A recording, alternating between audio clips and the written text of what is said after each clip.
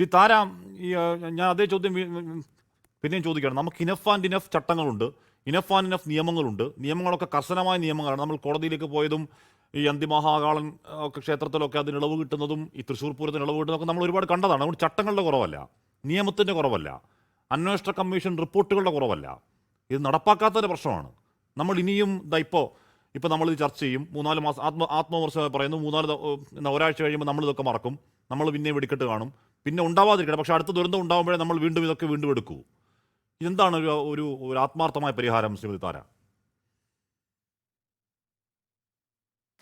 ആത്മാർത്ഥമായ പരിഹാര മാർഗം എന്ന് പറയുന്നത് ഈ നിലവിലുള്ള ചട്ടങ്ങൾ, ഇപ്പോൾ നമ്മുടെ സംസ്ഥാനത്ത് നിലവിലുണ്ടല്ലോ ചട്ടങ്ങൾ, ആ ചട്ടങ്ങൾ പാലിക്കാത്ത ഉദ്യോഗസ്ഥർക്ക് മതിയായ ശിക്ഷ കൊടുക്കത്തക്ക രീതിയിലുള്ള ഒരു നടപടിയാണ് ഏറ്റവും ആദ്യവും അവസാനവും വേണ്ടത്.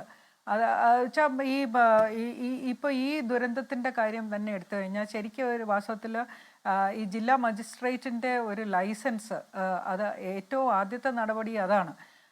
2, അവിടെ ഒരു പോലീസ് ഇൻസ്പെക്ഷൻ, സബ് ഇൻസ്പെക്ടറുടെ റാങ്കിലുള്ള ഒരു പോലീസ് ഉദ്യോഗസ്ഥൻ അവിടെ പോയി വേണ്ടത്ര ഈ പറഞ്ഞിട്ടുള്ള എല്ലാ സുരക്ഷാ ക്രമീകരണങ്ങളും ഉണ്ടോ എന്ന് പോലീസിൻ്റെ ഒരു റിപ്പോർട്ട് അവിടെ സമർപ്പിക്കേണ്ടതാണ്. എനിക്ക് തോന്നുന്നത് അത് പോലീസിൻ്റെ റിപ്പോർട്ട് സമർപ്പിച്ചിട്ടുണ്ട്. എനിക്ക് അത്തരം കാര്യങ്ങളിലെ ഡീറ്റെയിൽസ്, വിശദ വിവരങ്ങൾ എനിക്കില്ല. അപ്പോൾ ഡിസ്ട്രിക്റ്റ് കളക്ടറുടെ ഒരു ലൈസൻസ് ഉണ്ടോ, 1. 2, പോലീസ് ഈ ഒരു സബ് ഇൻസ്പെക്ടർ അവിടെ പോയി പരിശോധന നടത്തിയിരുന്നു. 3, ഫയർ ഓഡിറ്റ് അവിടെ നടത്തിയിരുന്നു.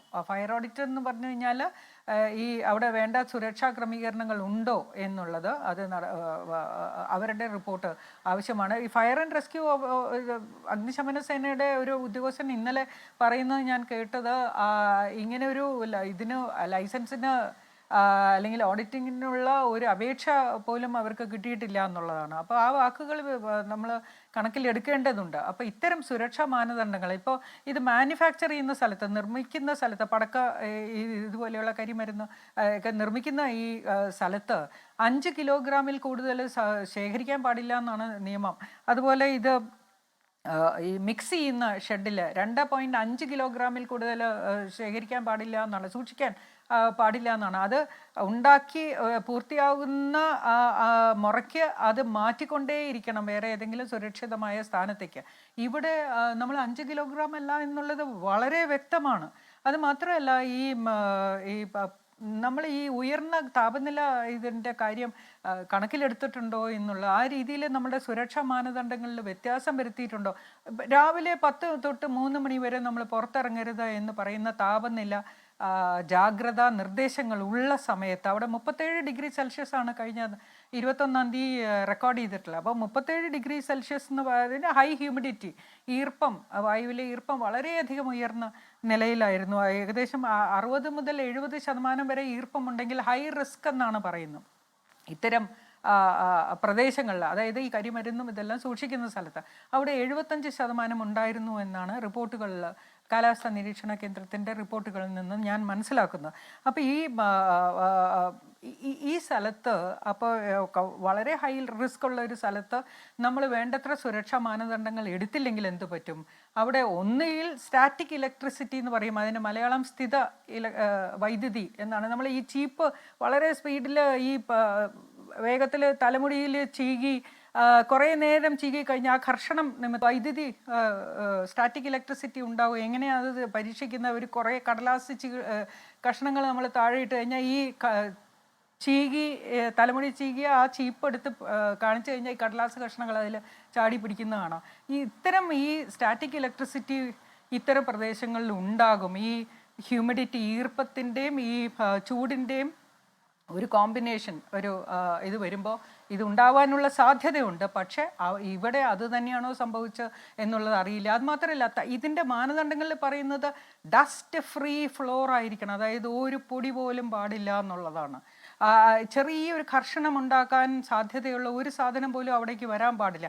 ഈ LPG ഗ്യാസിൻ്റെ ലീക്കേജ് വരുമ്പോൾ ആദ്യത്തെ നിർദ്ദേശം എന്ന് പറയുന്നത് ചെരുപ്പ് ഊരിയിട്ടിട്ട് വേണം ഈ ഗ്യാസ് ലീക്ക് ചെയ്ത് മുറിയിലേക്ക് പ്രവേശിക്കാമെന്നാണ്. കാരണം ചെരുപ്പിൻ്റെ അടിയിലുള്ള ചെറിയ പൊടികൾ എന്തെങ്കിലും, ചെറിയ മെറ്റലോ എന്തെങ്കിലും ഒരു ചെറിയ തരി മതി, നമ്മൾ സ്പീഡിൽ നടക്കുമ്പോൾ കർഷണം സ്പാർക്ക് ഉണ്ടാവുകയും വലിയ പൊട്ടിത്തെറിയിലേക്ക് അത് നയിക്കുകയും ചെയ്യും.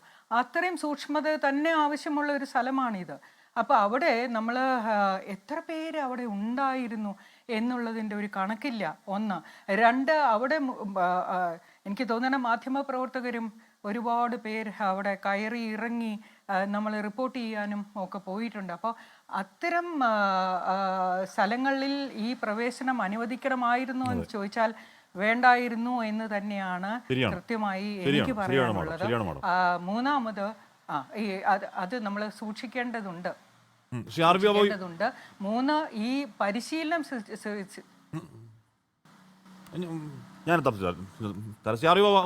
ക്യാമറ ഫ്ലാഷ് ചെയ്യുന്നത് ഒരു കെമിക്കൽ ചേഞ്ചിലേക്ക് ഇടാൻ സാധ്യതയുണ്ടോ?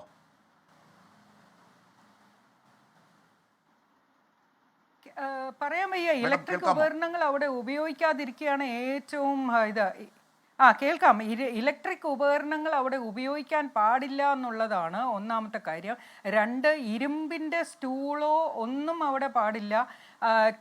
ഈ കല്ലുകൾ കൂട്ടിമുട്ടുമ്പോൾ കർഷണം കൊണ്ട് തീപിടുത്തം ഉണ്ടാവും നമുക്കറിയാമല്ലോ. അതുപോലെ ഇരുമ്പ് നമ്മൾ സ്റ്റൂൾ ഇപ്പോൾ വലിച്ചു നീക്കുകയാണെങ്കിൽ ആ കർഷണം ചെറിയൊരു സ്പാർക്ക് മതി. നമ്മൾ LPG ഈ അടുപ്പ് കത്തിക്കുമ്പോൾ ചെറിയൊരു സ്പാർക്കല്ലേ ആ ലൈറ്ററിൽ ഉണ്ടാകുന്നുള്ളൂ. അത് തന്നെ ഒരു തീപിടുത്തമായി മാറുകയാണ്. അപ്പോൾ ഇവിടെ ഈ ചെരുപ്പിട്ട് പ്രവേശിക്കുന്നത് പോലും ഒരു അപകട സാധ്യത ഉണ്ടാക്കാൻ ഇടയുള്ള ഒരു സ്ഥലത്ത് നമ്മൾ ആ സുരക്ഷാ ക്രമീകരണങ്ങൾ പാലിക്കേണ്ടതുണ്ട് എന്ന് തന്നെയാണ് എൻ്റെ പക്ഷം.